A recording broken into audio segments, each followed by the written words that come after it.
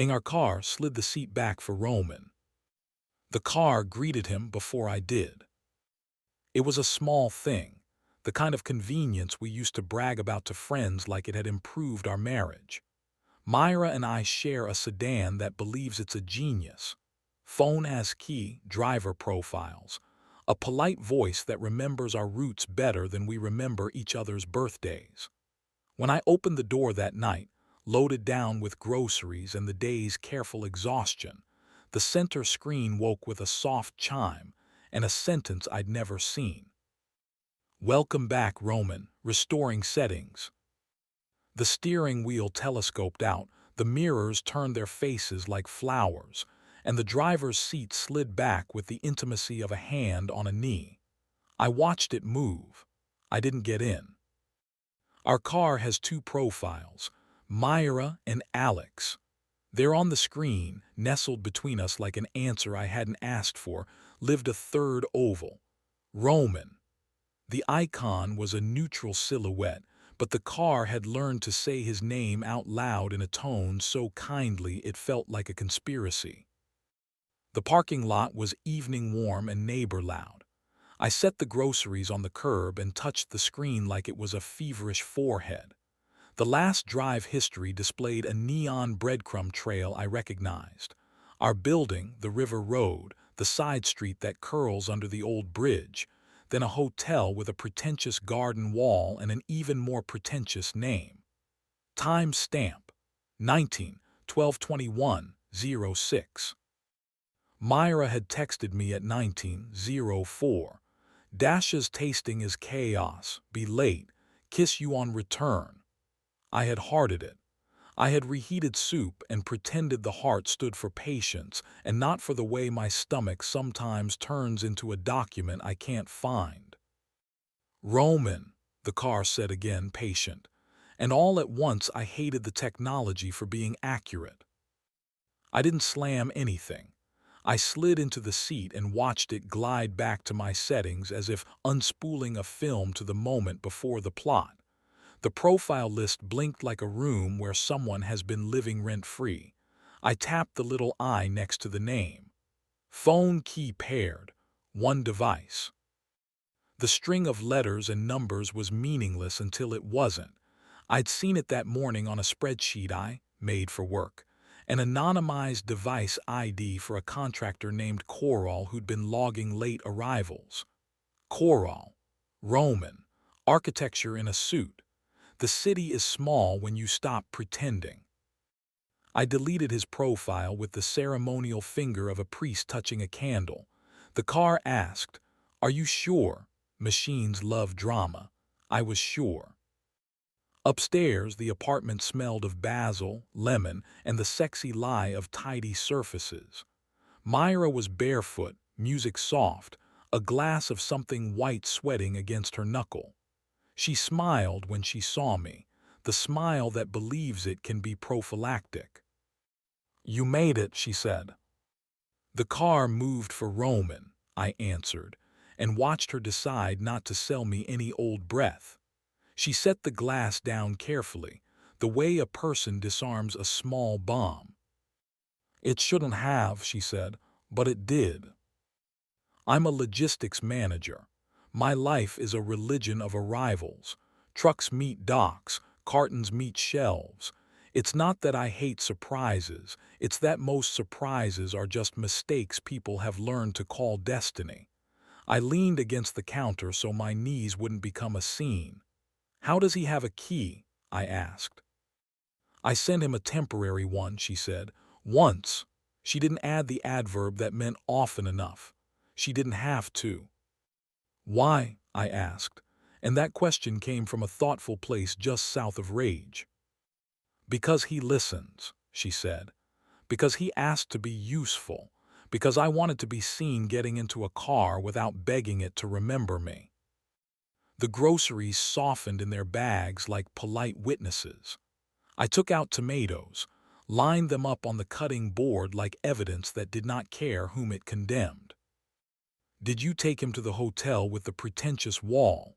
I asked. It sounded absurd in my mouth and still accurate. "Twice," she said.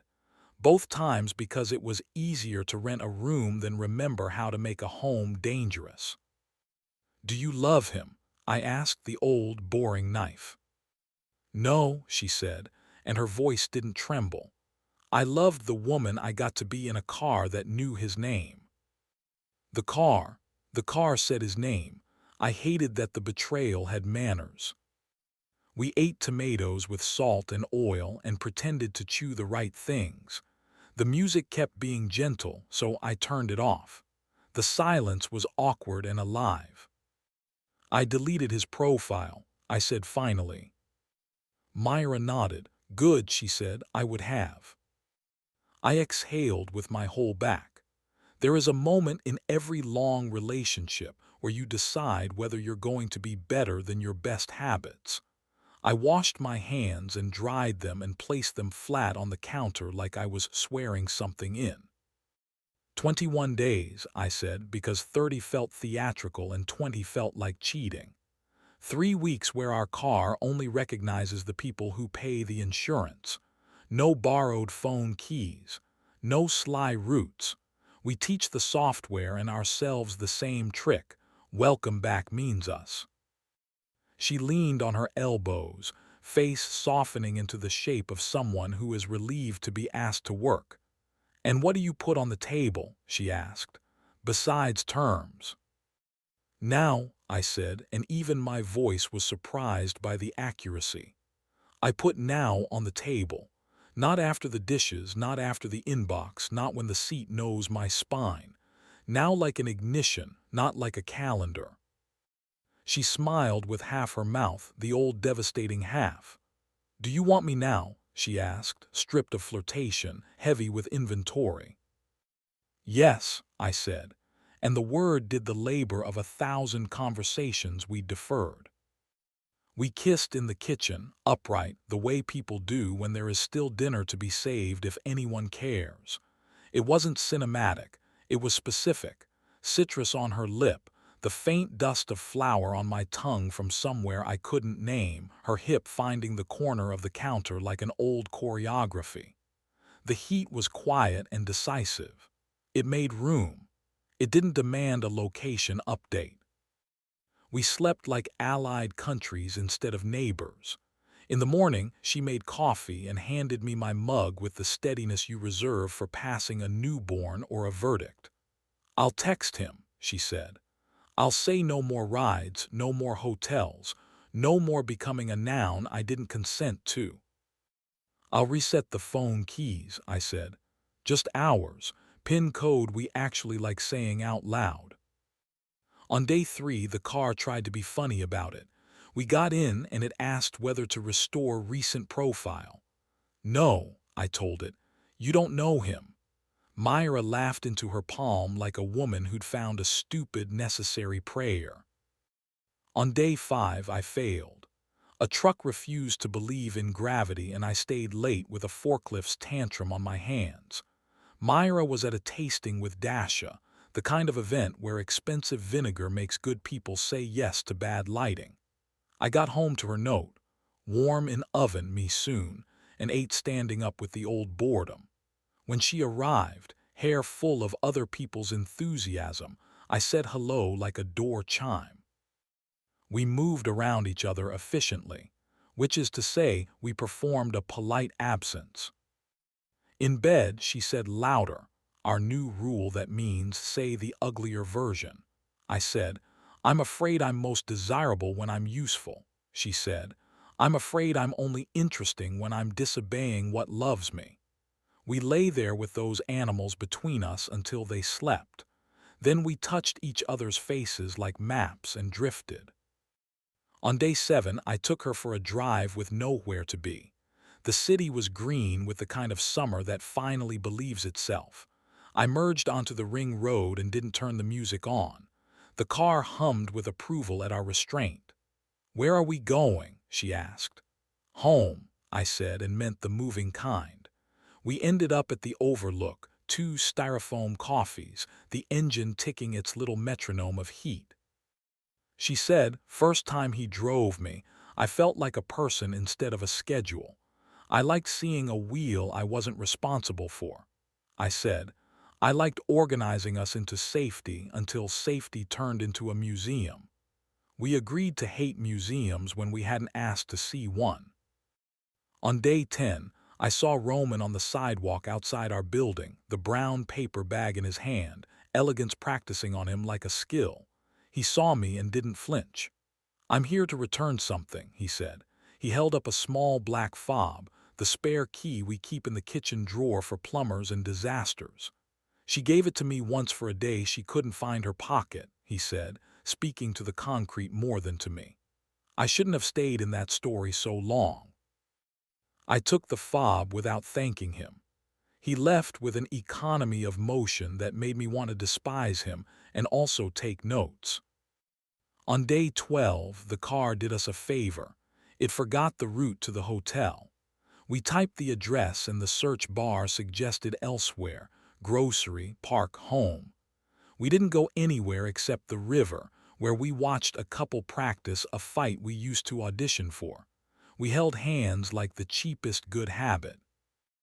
On day 14, Dasha cornered me at her bar, too loud, too new, fun like a headache you forgive. Are you angry at me? She asked, the way the kind of friend who introduced weather into your forecast should always ask. For what? I said. She raised an eyebrow. I said, no, you were geography. We picked our route. She kissed my cheek and sent me home with a bag of peaches that bruised the moment the door closed, which felt appropriate. On day 16, I listed the car as a driver on my calendar like I might schedule a person. Take Myra nowhere, I wrote at 3:00 p.m., and at 3:00 we did. We cruised side streets and narrow views and ended up in a car wash where the automatic brushes wrote our names in water. We kissed under the fake rain like teenagers who had finally been issued body familiarity permits. The attendant pretended to be blind and blessed. On day 18, the hotel emailed a survey that said, rate your stay, because the world will always try to make content out of sin. I forwarded it to Myra with the subject line, we stayed here, right? She replied. We left early. We ate pasta poorly and made out with excellence. Progress. On day 21, I woke to a message from the car app. New driver detected, Alex. I opened it to find a photo the cabin camera had accidentally taken when I leaned over to kiss Myra hello at a stoplight the night before. The image was a blur, my jaw, her smile, the street a soft rumor, and it looked like proof that movement can be a home. I saved it to a folder called Now. We didn't mark the 21st night with symbols. I booked a table at a place with small menus and big opinions and then canceled it. We cooked eggs at 10 p.m. and ate on the balcony. And when we went to bed, she said, do you want me now? And I said, always, gambling that my mouth could afford it. We kissed till the sentence did what good sentences do, changed the room. The car learned us. When I got in, it said, welcome back, Alex, like it meant it. When she got in, it said, good evening, Myra, and I watched her shoulders drop the armor I'd put on her. We taught it our addresses again. Home, the market, the stupid motel on the highway where they have clean sheets and no art and no one to impress. We kept the spare fob in the drawer and the drawer shut. We let the software update itself while we slept. Weeks later, Roman waved from across the street while walking a dog that looked like it had job security. He had shaved the beard that made his mouth persuasive. I hated being a profile, he called. I like being a pedestrian. Stay that way, I called back. He did. Our car still offers me ridiculous features. It suggests playlists with names like Confident Drive. It wants to route me to places we no longer rent permission from. Sometimes it pings alternate phone key request out of nowhere, a phantom from old settings or an accidental tap. I deny it like a person who has learned the power of the word no when it isn't bitter. When we drive now, we talk about unimportant things until they become the good important things. The smell of rain before it starts, the character of peaches from different vendors, whether a city is kinder when it knows your name or your gait. Sometimes we go quiet and let our fingers do the grammar. Sometimes we pull over by the river and make out for 2 minutes and then laugh like we're rich in something money can't even advertise. If you need a lesson carved into the dashboard, teach your machines who belongs. If you need a better one stitched into your seat, don't outsource heat to equipment. Say now while you still mean it. Say later, only when it isn't a synonym for never. Say always like a promise you plan to maintain, not a magic spell you expect to work unattended. Last night pulling into our spot, the screen blinked a little celebration I'd never noticed.